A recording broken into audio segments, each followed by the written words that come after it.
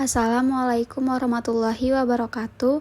Perkenalkan, nama saya Gita Farsya dari kelas 1C jurusan Teknologi Laboratorium Medis Poltekkes Kemenkes Banten.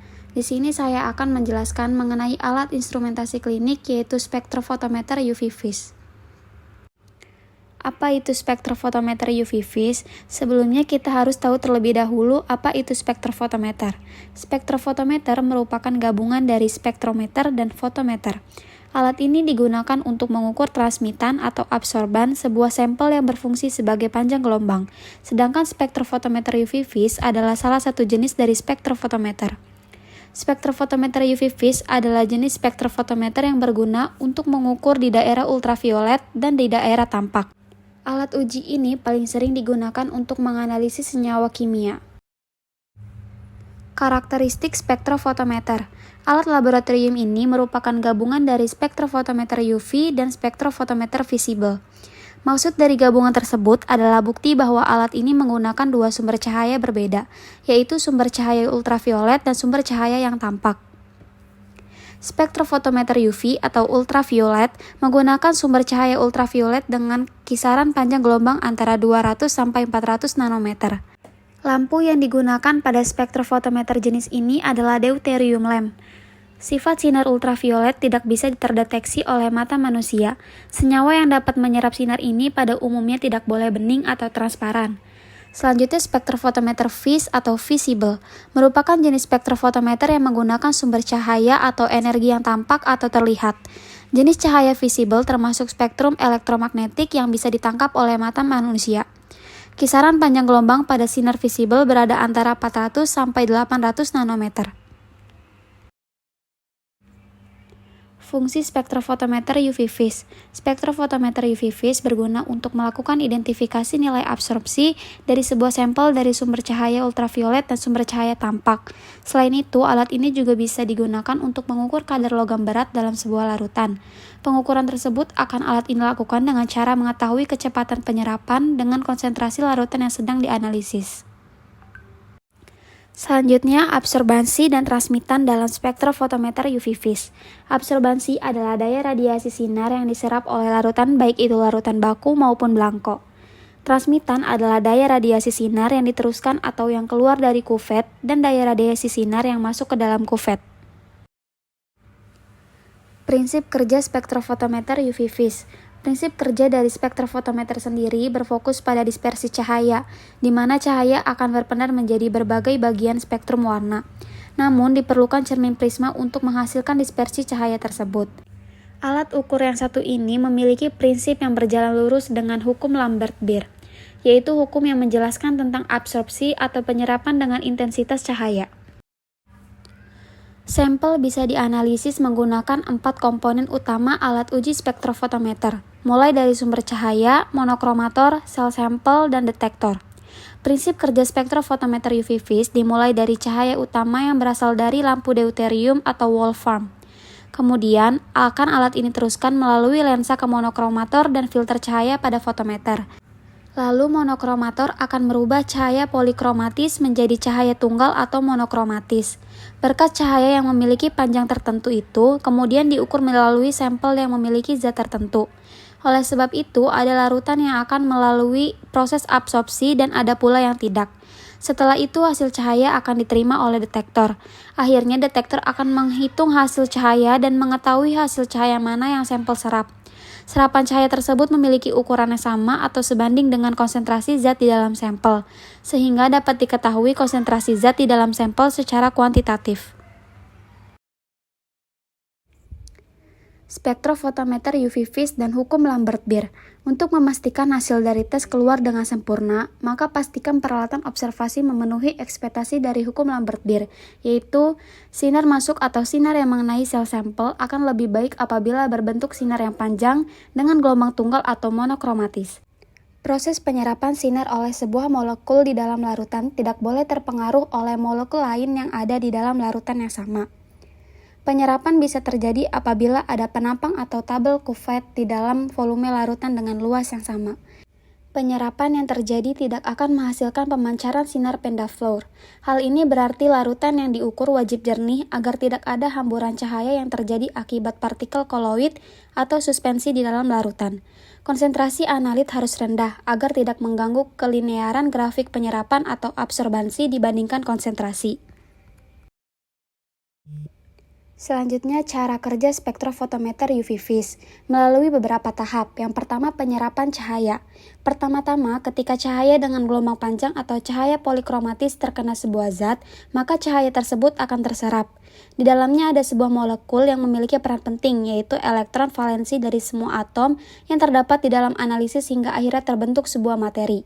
Kemudian elektron di dalam molekul mulai melakukan eksitasi atau berpindah, lalu berotasi dan bergetar saat terkena energi lain. Yang kedua, terjadi perpindahan elektron. Setelah proses penyerapan selesai, bisa dilihat apakah zat akan menyerap cahaya tampak dan ultraviolet. Apabila betul, maka akan ada perpindahan elektron di dalam spektrofotometer UV vis dari keadaan dasar ke keadaan tereksitasi atau perpindahan. Perpindahan yang terjadi di antara elektron tersebut bernama transisi elektronik. Namun apabila cahaya yang terserap merupakan cahaya inframerah, maka elektron yang ada di dalam atom atau elektron ikatan di molekul hanya bisa bergetar.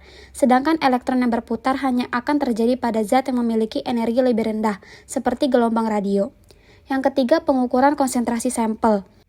Dapat dilihat adanya zat di dalam sampel mendapat sinar dari cahaya dengan panjang gelombang yang berbeda. Ketika cahaya mengenai sampel observasi, maka sebagian dari cahaya tersebut akan terserap, sedangkan sisa dari sebagian tersebut akan terhambur. Kemudian sebagian yang lain akan diteruskan. Namun saat melakukan pengukuran, spektrofotometer UV vis hanya akan berfokus pada cahaya yang datang dan cahaya yang masuk serta cahaya yang terkena permukaan zat. Sedangkan cahaya yang telah melewati zat tidak akan bisa diukur. Hal yang bisa diukur hanya perbandingan cahaya datang dan cahaya setelah melewati materi atau sampel. Yang terakhir, hasil penyerapan cahaya. Hasil data yang telah diobservasi melalui spektrofotometer UV vis akan berupa data keluar dengan bentuk spektrum Ghostwriter-Hauser-Beighton. Bila ingin melihat hasil tersebut, maka memerlukan komputer. Spektrum tersebut berbentuk pita lebar, sebab energi yang dimiliki menyebabkan transisi elektronik, rotasi, dan getaran elektron yang juga terjadi di dalam molekul. Selanjutnya ada jenis spektrofotometer. Di sini ada spektrofotometer single beam. Spektrofotometer jenis ini hanya menggunakan satu sumber cahaya atau energi. Bentuk penjabaran yang sederhana mengenai mekanisme spektrofotometer jenis ini ialah cahaya dilewatkan pada kuvet atau sel sampel, kemudian hasil pembacaan dibaca oleh satu detektor. Selanjutnya ada jenis spektrofotometer double beam. Jenis spektrofotometer yang paling ideal dan sering dicari di kalangan peneliti. Hal ini dikarenakan mekanisme kerja yang ideal dan mudah digunakan dalam setiap aplikasi. Berbeda dengan jenis spektrofotometer single beam, pada jenis ini terdapat dua buah kuvet yang akan dilewati oleh sumber cahaya sebelum ditangkap oleh sebuah detektor. Selanjutnya ada bagian luar spektrofotometer UV vis. Yang pertama, sampel compartment, berfungsi sebagai tempat untuk menaruh sampel. Yang kedua, USB ports, untuk menyambungkan alat spektrofotometer pada alat komputer lain dengan kabel. Yang ketiga ada USB electrical connection, tempat untuk menghubungkan komponen-komponen kelistrikan pada spektrofotometer. Yang keempat, printer housing. Housing merupakan salah satu komponen utama pada kit eksperimen spektrofotometer LED, sederhana dan merupakan bagian dari komponen kit. Yang kelima ada touchscreen, untuk menampilkan menu-menu pada spektrofotometer dan menampilkan hasil. Lalu ada bagian dalam spektrofotometer UV vis. Yang pertama, sumber cahaya spektrofotometer. Sumber energi atau cahaya pada spektrofotometer diperoleh dari lampu. Lampu pada spektrofotometer yang paling umum digunakan adalah lampu tungsten atau disebut juga wolfram dan lampu deuterium. Yang kedua, monokromator spektrofotometer.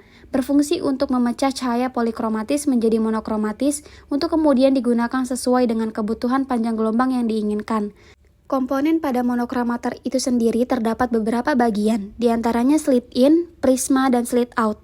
Yang ketiga, sampel compartment spektrofotometer. Digunakan untuk meletakkan sampel dalam kuvet. Kuvet sendiri merupakan komponen atau wadah yang terbuat dari kaca, kuarsa, ataupun silika untuk menaruh sampel yang akan dianalisis. Yang keempat, detektor spektrofotometer.